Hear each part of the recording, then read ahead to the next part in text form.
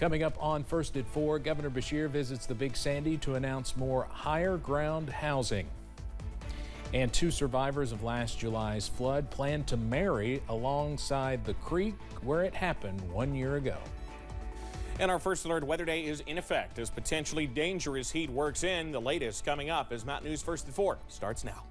Dedicated to Eastern and Southern Kentucky, this is WYMT Mountain News First at 4.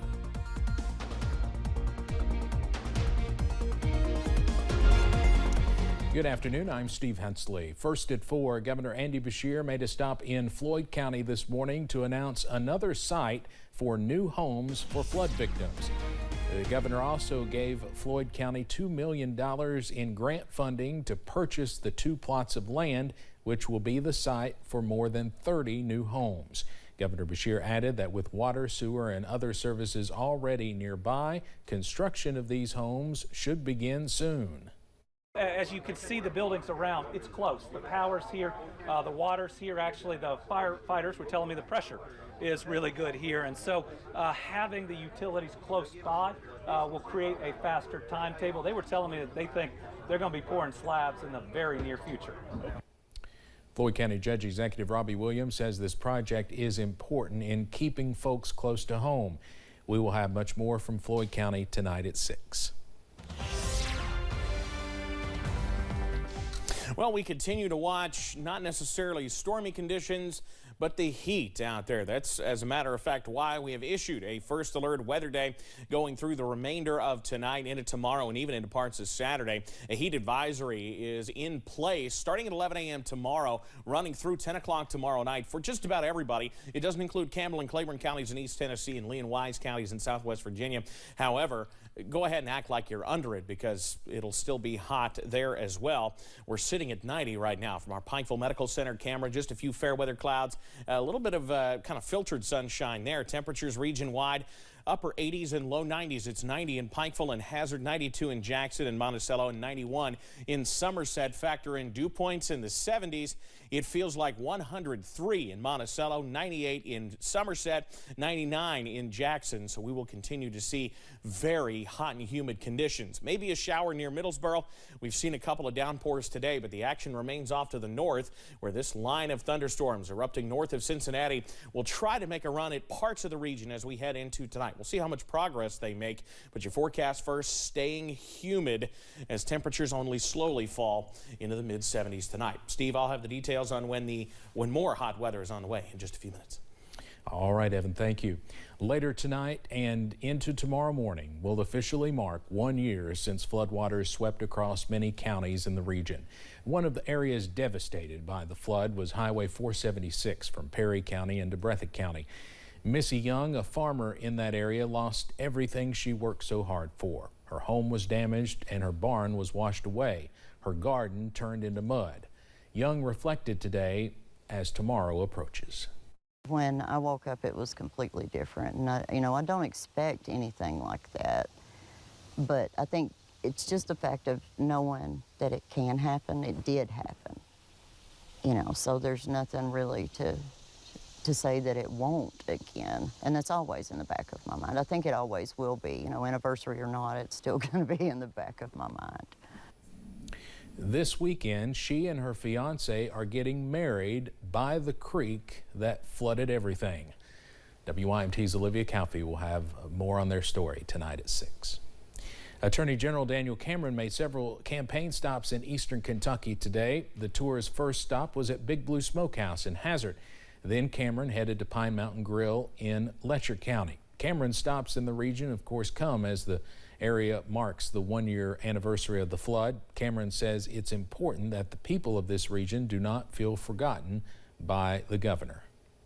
Well, I want folks to know here in eastern Kentucky, and whether you're in Letcher County or Perry County or other counties that I'll be in today, that you will not be forgotten in a Cameron administration. Cameron also made stops today in Harlan and Bell counties. You'll hear more from him tonight at 6. Construction of the controversial Mountain Valley Pipeline through West Virginia and Virginia can resume. The Supreme Court today agreed to lift lower court orders that froze construction while legal challenges play out. Justices granted an emergency request from backers of the Mountain Valley project to allow construction to resume. The pipeline's planned route is about 300 miles long.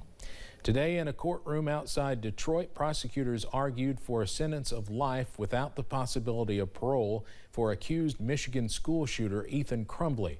Crumbley was just 15 at the time of the shooting and pleaded guilty to terrorism and first-degree murder charges back in October.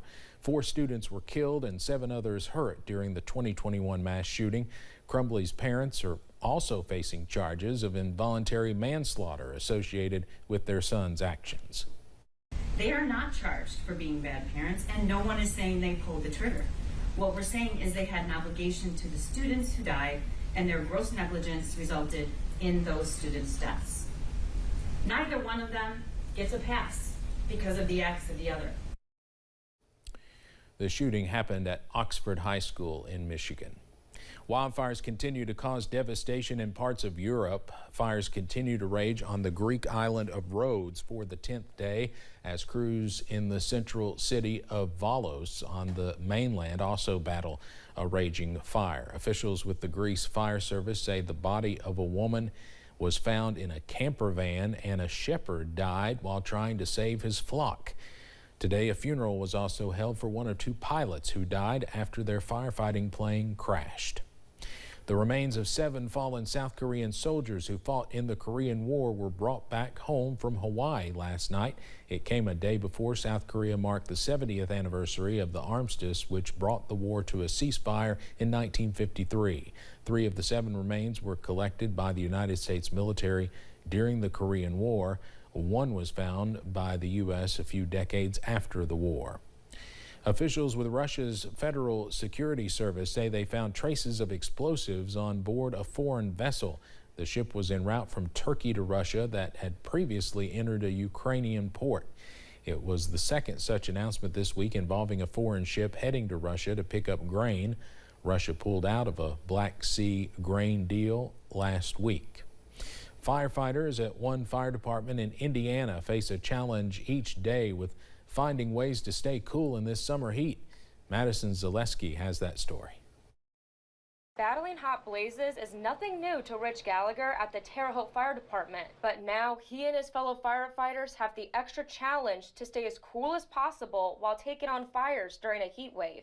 The turnout gear that we wear keeps us warm in the wintertime, so you can imagine what it does in the summertime. It really gets hot in there, and you'll notice it's like almost like a steam bath.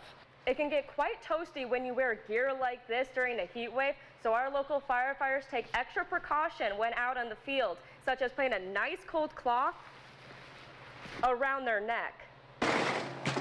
After we gear down, then they'll have the squad personnel come over and check our vitals, give us water, and give us rags to put around our necks. During extended summertime operations, the Terre Haute Fire Department also has a misting fan on hand.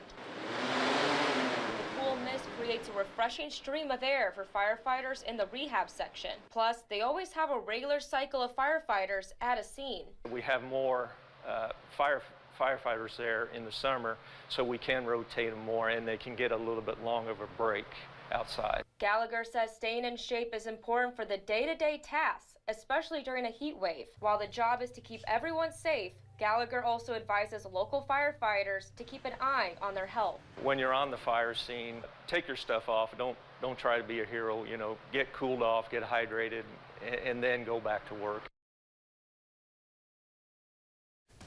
Coming up on First at 4, Americans traveling overseas are also stuck with excessive heat. And that heat and humidity continue as we head through the end of this week and the beginning of the weekend, when heat indices could approach 100. Coming up after this.